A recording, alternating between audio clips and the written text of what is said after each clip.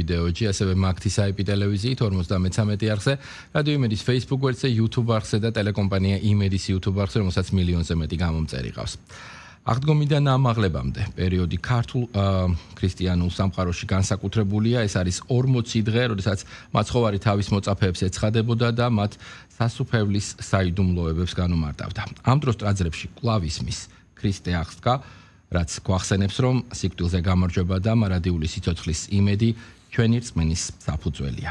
რა მნიშვნელობა აქვს ამ 40 დღეს ქრისტიანის ცხოვრებაში, როგორ უნდა შევინარჩუნოთ აღდგომის სიხარული ყოველდღიურობაში და რას გვასწავლის ამაღლების მოახლოება, ამ თემებზე ვსაუბრობთ ჩვენ სტუმართან ერთად, ვაკის წმინდა ანდრია პირველწოდებულის ტაძრის ღვთისმსახურ დეკანოს საბა ჭიკაიძესთან ერთად. მოგესალმებით. ქრისტე აღსდგა ჭეშმარიტად. და მე მგონი ის სიხარული, რომელიც უკვე ერთი კვირა გვაქვს ამ 40 დღის განმავლობაში მისი გაგრძელების, მისი მნიშვნელობის შესახებ საუბარი დღეს ძალიან საინტერესო უნდა აღმოჩნდეს ჩვენი მსმენელისთვის და მაყურებლისთვის. სიმბოლიკით და მნიშვნელობით დავიწყოთ, რატომ არის მაინც და მაინც 40 დღე აღდგომიდან ამაღლებამდე და რა დატვირთვა აქვს ამ პერიოდს ბიბლიურ კონტექსტში. რაც შეეხება 40 დღეს აქ სიმბოლიკას არაფერია ფაქტიურად, იმიტომ რომ ეს არის ისტორიული რეალობა. აღდგომიდან მე-40 დღეს ამაღლდა უფალი. ანუ 40 დღის განმავლობაში ურთიერთობდა ის თავის მოციქულებთან. მოდი აი ერთი მნიშვნელოვანი მომენტი ავნიშნოთ, რომ მკვდრეთით ამდგარი უფალი უკვე აღარ არის ყველასთვის თვალსაჩინო. ეს არის ძალიან მნიშვნელოვანი, იმიტომ რომ ის არ აღმდგარა იმ სხეულით, რომელიც მას ჰქონდა მანამდე. მანამდე, ჯვარცმამდე, სიკვდილამდე მას ჰქონდა ზუსტად ჩვენაირი სხეული, იდენტური, აბსოლუტურად, მას უბრალოდ სოლდო არ მეუღია ჩვენგან, თორე აბსოლუტურად ყველანაირი უძლურება ადამიანური ბუნებისა და ადამიანური სხეულისა მისთვის უცხო არ ყოფილა, ყველაფერი მისთვის ბუნებრივი იყო. და ბუნებრივია ყველასთვის თვალსაჩინო იყო, ხო? იმიტომ რომ ჩვეულებრივ ხრძნად ხორცში იყო მოსული, მაგრამ აღდგომის შემდეგ დაამარცხა რა მან სიკვდილი და დაამარცხა ხრძნილება, საერთოდ ზოგადად ამის შემდეგ აღდგა უკვე უხრწნელი სხეულით, სულიერი სხეულით, ჩვენ გვახსოვს ეს სხეული რანაირია, ხო, როდესაც მოციქულებს ეცხადება მაგალითად დახშულ კარში შედის, ხო? წერია პირდაპირ სახარებაში, რომ მოციქულები შიშისათვის 2,000, ანუ მათ ეშინოდათ ურიების, ებრაელების, იმიტომ რომ ებრაელებმა ჯვარზე გააკრეს, მოკლეს მათი მოძღვარი და ბუნებრივია მათაც ეშინოდათ, იმიტომ რომ იცნობდნენ მათ, რომ ისინიც მისი მოწაფეები იყვნენ და იგივე ბედი არ გაეზიარებინათ მათაც და აი ზუსტად ამის გამო შეშინებულნი, ერთად შეგრუვილნი, ჩაკეტილ კარში ისხდნენ და ამ დროს შედის მათთან მკვდრეთით ამდგარი უფალი. და ეშინიათ და წერია პირდაპირ მახარებელი წერს, რომ შიში დაეცაო მათზე და შეეშინდა თუ ეგონა თუ სული რაიმე იხილოს, ანუ ეგონათ რომ რაღაცა მოჩვენებას ხედავდნენ, იმიტომ რომ ხანო ჩვეულებრივი ადამიანი ამ ხრძნადი სხეულით ამ ბარიერს დაბრკოლებას ვერ გაივლის, ხო? უნდა გააღოს კარი და ისე უნდა შევიდეს და უფალს არ გაუღია კარი, ისე შევიდა, ისე აღმოჩნდა მათ ოთახში და შემდეგ უფალი იმის დასტურად, რომ არ იყო ის მოჩვენება, ეუბნებათ, რომ მოდით, ხელი შემახეთ, იხილეთ ჩემი ჭრილობები და დარწმუნდით, რომ ნამდვილად მე ვარ, იმიტომ რომ სულს ან მოჩვენებას, რასაც თქვენ გულისხმობთ და გგონივართ, ხორცი და ძვალი არ აქვს და მოდით და შემახეთ ხელი და დარწმუნდით, რომ ნამდვილად მაგს ანუ ნახეთ, ეს სხეული სხვაგვარია. ეს სხეული აღარ არის ისეთი, როგორიც იყო მანამდე. კიდევ ერთ მომენტსაც შეგახსენებთ, როდესაც მარიამ მაგდალინელს ეცხადება და მარიამ მაგდალინელი პირველი ადამიანია, რომელსაც სახარება იხსენიებს, ვისაც ეცხადება, მკვდრეთით ამდგარი უფალი და ჩვენ უნდა ვიგულისხმოთ ერთი რამ, აქვე დავძენ, რომ მიუხედავად იმისა, რომ სახარება ამაზე ზდუმს, რას საკვირველია პირველი, ვისაც გამოეცხადებოდა მკვდრეთით ამდგარი ქრისტე, ის იქნებოდა ყოვლადწმინდა ღვთისმშობელი. თუმცა ამაზე სახარება არაფერს აქვს, მაგრამ ჩვენ უნდა მივხვდეთ, რომ ეს ასე იქნებოდა აუცილებლად. და სახარება, ვისაც ახსენებს პირველი ადამიანი, ეს არის მარიამ მაგდალინელი. რომელსაც განსაკუთრებული ერთგულება და სიყვარული ახასიათებდა ქრისტეს მიმართ. ნახეთ რა ხდება. მარიამ მაგდალინელი ვერ ცნობს მას, მებაღი გონია. და ეუბნება, რომ განიცდის იმას, რომ აღარ დახვდა მისი უფალი, იმიტომ რომ ნელსაცხებელი საცხებად იყო იქ მისული. დილაუთენია, ჯერ კიდევ რიჟრაჟი იყო, ბოლომდე გათენებულიც არ იყო. ხოდა ნებაღე გონია და ეუბნება, რომ თუ კი შენ მოიპარეო და შენ აიღეო აქედან უფალეო, მითხარიო და მე წამოვიღებო და დავასვენებ თავის ადგილზეო. საოცარია მისი გამბედაობა და მისი სარწმუნოება და მისი სიყვარული და თავდადება უფლისადმი. ხოდა ნახეთ, რატო გავიხსენე ხა ეს მომენტები, აი თუნდაც იგივე ლუკა და კლეოპა ვერცნობენ მათ, როდესაც ემაუსისკენ მიმავალ გზაზე დაემგზავრება და ბოლოს გაეხსნება თუ გეგონება, რომ რა ვჭირდაო, რომ ვერ ვიცანი თუ ამბობ. ნახეთ, ვერცნობენ იგივე თევზაობის დროს, როდესაც თევზაობენ პეტრე და სხვა მოციქულები და მათთან ერთად არის იოანეც, როდესაც ნაპირზე დაინახავენ უფალს, ვერცნობენ იოანე იცნობს მას მხოლოდ ეტყვის შემდეგ პეტრეს, რომ უფალიაო. ანუ რისი თქმა მინდა, ნახეთ, სხვადასხვა სახით ეცხადება მოციქულებს უფალი, ისე რომ ვერცნობენ სანამ რა აი თუნდაც იგივე მარიამ მაგდალინელი ცნობს მას შემდეგ, რაც მარიამს დაუძახებს მარიამ. ზუსტად იმ ტკბილი ხმით, როგორც მანამდე ეძახდა და შემდეგ გაიცნობს მარიამი მას. და ნახეთ რისი თქმა მინდა, რომ პირდაპირ ჩანს ეს წმინდა წერილიდან, რომ თუ მანამდე უფლის სხეული იყო მოწყვლადი, ისევე როგორც თითოეული ჩვენგანის, აღდგომის შემდეგ უფლის განახლებული სხეული, ეს ღმერთკაცობრივი ადამიანური სხეული, განახლებული უკვე ეს სულიერი სხეული უკვე აღარ არის მოწყვლადი. მიუხედავად იმისა, რომ მას შეუძლია ჭამა, სმა, იმიტომ რომ მოციქულებთან ერთად შეჭამს ის თევზს. ანუ ეს ხორცილი საკვების მიღებაც შეუძლია მას, მის უხსნელ სხეულს, მაგრამ ის არის უკვე სულ სხვა ბუნების. შესაბამისად.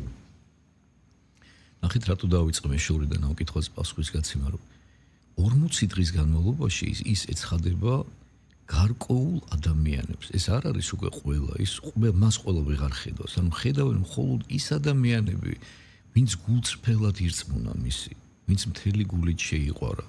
ესენი არიან კიდევ ერთხელ ვიტყვი ყოველწმინდა ღვთისმშობელი უპირველეს ყოვლისა, მენელსაცხებლე დედები, მარიამ მაგდალინელთან ერთად და მოციქულები. და შემდეგ წერია უკვე რომ გამოეცხადა ასევე კიდევ 5000 ადამიანს, რომლებიც ასევე მისი მოწაფეები იყვნენ. და ეჩვენა მათაც, ანუ აი ეს იყო ის ადამიანთა კონტინგენტი, რომელთაც ეცხადებოდა უფალი კუდრეთით აღდგომის შემდეგ. დანარჩენებისთვის უკვე აღარ იყო ესეთი ხელმისაწვდომი და თვალსაჩინო. ანუ ეცხადებოდა მხოლოდ იმათ, ვისთანაც თვითონ ჩათვლიდა საჭიროდ, ვისაც შეეძლო მისი აღქმა. ასე რომ ზოგადად გზელი პასუხი გამოგვივიდა, მაგრამ უბრალოდ რაღაც ბევრი რამე მოვასწარი ჩავარდი ამაში, რომ ანუ ეს 40 დღე არ არის მხოლოდ სიმბოლიკა და რაღაცა ჰაერიდან მოტანილი, ეს უკავშირდება პირდაპირ ისტორიულ რეალობას, რომ 40 დღის განმავლობაში ეჩვენებოდა განსწავლიდა მოციქულებს, აძლიერებდა რწმენაში, სხვა შორის აქვე ვიტყვი, რომ ერთ-ერთი უძლიერესი არგუმენტი იმის დასამტკიცებლად, რომ ქრისტე ნამდვილად აღდგა, სწორედ ეს არის, რომ მოციქულები, რომლებიც შიშინებულები, სიკვდილის შიშით ვერ გამოდიოდნენ ოთახიდანაც კი და კარებს არ აღებდნენ, კუდრეთით აღდგომის შემდეგ იხილეს რა მათ ჭეშმარიტად აღსრულება ნამდვილად იმისა, რომ ნამდვილად აღდგა უფალი კუდრეთით, ხო? უკვე იმხელა გამბედაობას იძენენ, რომ თამამად გამოდიან უკვე საჯარო ასპარეზზე, თამამად ქადაგებენ ქრისტეს როგორც კუდრეთით აღდგარს და ამაზე დაფუძნებულ უკვე ქრისტიანულ სარწმუნოებას ოლგვარი შიშის გარეშე და მზად არიან სიკვდილისთვისაც კიდე ჩვენ ვიცით, რომ ყველა მათგანი კვდება ზოგი როგორი წამებით, ზოგი როგორი წამებით. მამასაბა, აღდგომის სიხარულის შენარჩუნებასაც მინდა ვისაუბროთ, მაქსიმალურად მოვასწროთ დროში. ხშირად ბრწყინვალე შვიდეულის დასრულების შემდეგ ადამიანები ჩვეულ რუტინას უბრუნდებიან ხოლმე. როგორ უნდა შევინარჩუნოთ ის სულიერი ამაღლება, რაც აღდგომის ღამეს უკავშირდება? ძალიან დიდი მადლობა ამ შეკითხვისთვის, ეს ალბათ ყველაზე მნიშვნელოვანი შეკითხვაა, იმიტომ რომ ჩვენ ზოგადად ისეთი, როგორ თქვა, ფასადური არა გაშინაარსებული და ისეთი ყალბი ქრისტიანობა გვახასიათებს ხოლმე ხშირად. მათ შორის ჩვენც ასულიერო პირებსა ჩვენც არა ვართ მოკლებული ამასა და ნახეთ როგორი რამეა, ჩვენ არ უნდა ვიყოთ მხოლოდ დღესასწაულის მორწმუნეები. თუნდაც მხოლოდ მარხვის ქრისტიანები არ უნდა ვიყოთ ჩვენ. ჩვენ უნდა გვახსოვდეს, რომ როგორც მოციქული ამბობს, იესო ქრისტე გუშინ დღეს და იგი თავადიერს უგუნისმდე, ანუ ჩვენი ცხოვრება მუდამ უფლის წინაშე მიედინება. მთელი მარხვის განმავლობაში წმინდა ეკლესია ამას ქადაგებს და უქადაგებს მორწმუნეებს, რომ ის მადლი, რომელიც შეიძლება უფლის შეწევნით, უფლის წყალობით ამ მარხვის განმავლობაში მოიხვეჭო, არ უნდა გაფლანგო მერე. ის პატარა თუნდაც სულ მცირე მონაპოვარი სულიერი, რაც შეიძლება ღმერთის შეწევნით შეძლო და მოიპოვა მარხვაში, უნდა შეინარჩუნო. შესაბამისად, ნახეთ, აქ ყველაზე აი ეს აღდგომის სიხარული, რაზეც თქვენ მეკითხებით ახლა, ხო? სწორედ აქედან არის განპირობებული, შენ თუ სულიერად არ მოეშვები, შენ თუ სულიერად არ მოდუნდები და გასტრონომიულ დღესასწაულად არ აქცევ აღდგომას და აი მთავარ არს შეინარჩუნებ იმ დღესასწაულისას, ანუ შენ საჭმელზე მეტად თუ გიხარია იესო ქრისტეს აღდგომა, თუ შენ იაზრებ იმას, რომ ამით შენ თვითონ განახლდი უდიდესი ბედნიერება მოგენიჭა ამის შენ. ამაზე დიდი ბედნიერება არ არსებობს. აი ხო ყველა ადამიანი ეძებს ბედნიერებას. ჩვენ რო ჩაუღრმავდით და ჩაუკვირდეთ რა მოხდა ქრისტეს აღდგომით, ჩვენ მივხვდებით, რომ დედამიწის როგზე ყველაზე ბედნიერი ადამიანები. ბედნიერება განა მუდმივი სიხარულის განცდას არ უკავშირდება ადამიანის გულში და მუდმივი სიხარული რას მოაქვს? უფალთან ერთობას არ მოაქვს? როდესაც შენი სული ბოლომდე შერიგებულია ღმერთთან, როდესაც შენ მთელი არსებით გძულს სოდვა, როგორც შენი მტერი, როგორც შენი დამაშორებელი ღმერთთან და პირიქით სიწმინდე გაქვს შეყვარებული და უფალი გიყვარს, უფალს ეტრფი მთელი არსებით და მასთან ხარ შეერთებული და ღმერთმა ეს შესაძლებლობა დაგიბრუნა. იოანე მოციქული ბრძანებს სახარებაში, რომ მათ ვინც ქრისტე ირწმუნეს მთელი არსებით, მისსა ღმერთმაო ხელმწიფება შვილღმრთისა ყოფად. ჩვენ ღმერთის შვილები ვართ, ჩვენ ღმერთის მემკვიდრეები ვართ. ჩვენთვის შექმნა ღმერთმა ეს უკიდეგანო და ულამაზესი სამყარო მარადიული სიხარულისთვის, მარადიული ერთობისთვის ღმერთთან. განა შეიძლება ამაზე დიდი სიხარული არსებობდეს, განა შეიძლება ამაზე დიდი ბედნიერება ინატროს ადამიანმა. ჩვენ ესე დაქუცმაცებულად ვეძებთ და ვაგროვებთ აი ამ ბედნიერების ნამცეცებს და მარცვლებს და ამით ის გახარებული ვართ ხოლმე და ეს არის მართლა სრულყოფილი ბედნიერება. ეს ნოსტალგია დევს თითოეულ ჩვენგანში ამ სრულყოფილი ბედნიერების მიმართ. ამიტომაც არის რომ მუდამ ვესწრაფით, რომ რაღაცა ყველა ადამიანმა შინაგანად იცის რომ სიხარულისთვის და ბედნიერებისთვის არის შექმნილი და დაბადებული ამ ქვეყანაზე. მაგრამ არასწორი მიმართულებით ეძებს ამ ბედნიერებას და ერთადერთი სწორი მიმართულება სწორედ ეს არის ღმერთთან ერთობის აღდგენა. და ეს ღმერთმა გააკეთა ისე ჩვენთვის, ჩვენ კი არ გავაკეთეთ, ჩვენ ვერ შევძელით ჩვენი ძალებით. ის მოვიდა ჩვენთან, ის გამოგვეცხადა, ის გახდა ჩვენნაირი, მოუკვდა ჩვენი ცოდვებისათვის, გამოისყიდა ყველა ჩვენი ცოდვა, დაგვიბრუნა კვლავ სასუფეველი, გაააღო კვლავ სამოთხის გარები ჩვენთვის, თითოეული ჩვენგანისთვის და უდიდესი სიხარული და უდიდესი ბედნიერება მოგვანიჭა. აი თუ კი ადამიანი ამ ყველაფერს გაიაზრებს, თუ კი ადამიანი დაატანს გონებას, ძალას, რომ კიდევ ერთხელ გაუსვა ხას, რომ რაღაცა გასტრონომიას არ გადააყოლოს ეს დღესასწაული და რაღაცა უაზრო ქეიფს და ჭამას მას და გაიხსენებს ამას, ხო? მაშინ ამ სიხარულს შეინარჩუნებს. აი ნახეთ, ივანე ოქროპირი ბრძანებს ერთ თავის ქადაგებაში, რომ მეგონი სწორედ დიდი მარხვის დასასრულს არის, ნათქვამი ეს ქადაგება თუ სწორად მახსოვს. ხაზგასმით ეუბნება მრევლს რა, რომ დაიმახსოვრეთ მორწმუნეებო, როდესაც მარხვა მთავრდება, მაშინ იწყება მარხვა. ანუ ამით რას უსვავს ხაზს ნახეთ, რომ ხურცილი მარხვა კი დასრულდა და შენ შეგიძლია რომ ხურცილად იმ შენი მონატრებული საჭველებით ინუგეშო საკუთარი თავი, მაგრამ სულიერი მარხვა არ უნდა დაასრულო არასოდეს. ანუ სულიერი მარხვა რა არის? ბრძოლა ვნებებთან, ხო? ბრძოლა ცოდვებთან. ცოდვებით არ უნდა გაიხსნილო.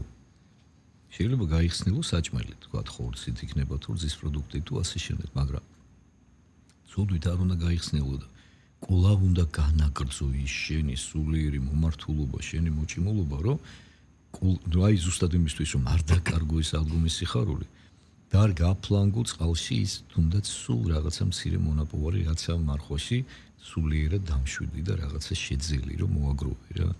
ასე რომ ამას დიდი მნიშვნელობა აქვს, რომ ადამიანი თუ სულიერად არ მოდუნდება, არ შეწყვეტს ტაძარში სიარულს, პირველუცვაზე სიარულს, აღსარებას, ზიარებას და ასე შემდეგ, მაშინ არ დაკარგავს ამ სიხარულს. და ზოგადადაც მთელი ლიტურგიკური წლის განმავლობაში ყველა კვირა აღდგომის დღე არის. აი სწორედ ლიტურგიკულ განსაკუთრებულობაზე მინდა ვისაუბროთ, რომ აგვიხსნათ, აი რით არის განსხვავებული, განსხვავდება ამ პერიოდის ღვთისმსახურება წლის თქვა სხვა დღეებისგან. განსხვავდება იმით, რომ თავიდან ბოლომდე აი წინვალი შვიდობის ღვთისმსახურება განსაკუთრებით და შემდეგ უკვე მთელი ზატიკის განმავლობაში ამაღლებამდე გამსჭვალული არის ქრისტეს აღდგომის სიხარულით და იკითხება აღდგომის საკითხავები. აი მაგალითად დილას საღამოს ლოცვებიც კი განსხვავებულია. ჟამნები, რომლებიც ტაძარს იკითხება, ერთი და იგივე ლოცვები იკითხება ყველა ჟამზე აბსოლუტურად არ განსხვავდება არანაირად.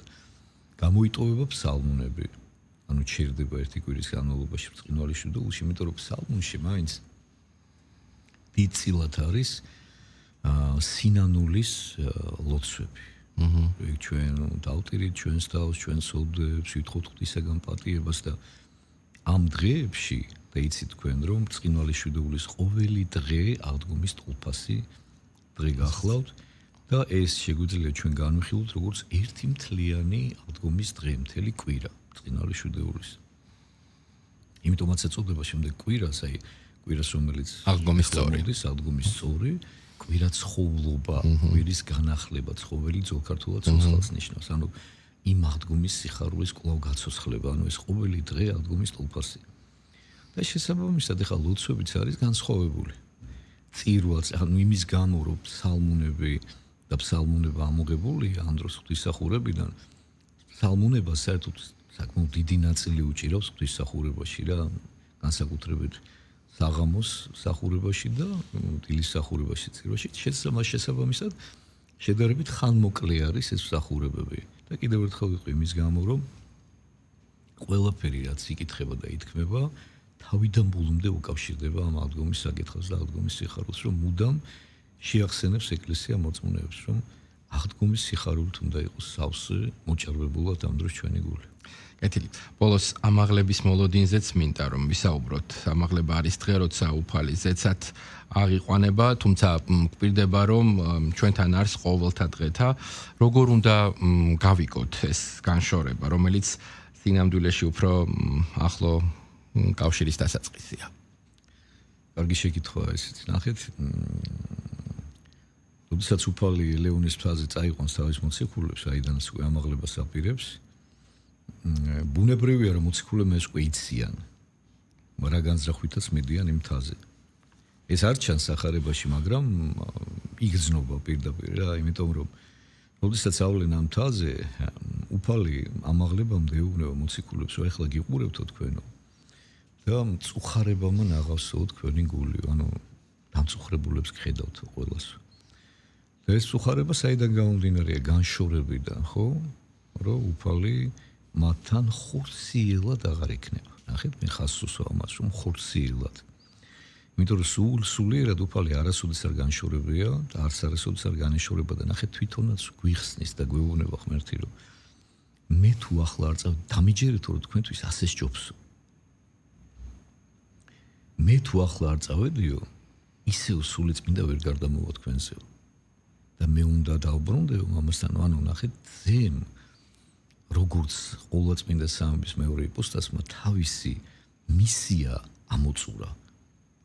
ეს მისია მდგომარეობდა კაცობრიობის გამოხსნაში ცოდვათაგან და ღმერთთან შერიგებაში.